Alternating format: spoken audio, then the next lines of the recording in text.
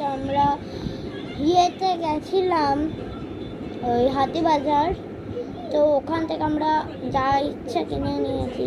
কলকাতায় গেছিলাম, তো আমার খুব ওখানে গিয়ে মজা লেগেছে, আমার দাদু বাড়ি সেখানে।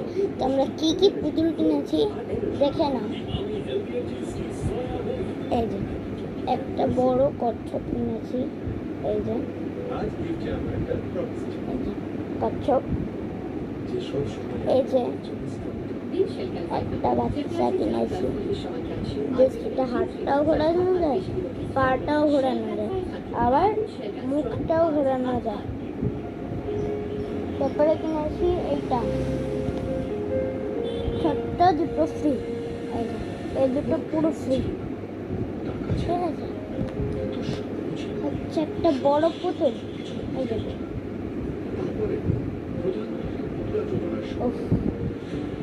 এই যে খুব নরম। আর এই যে একটা বড় কুকুর, একটা বড় কুকুর, তারপর একটা পান,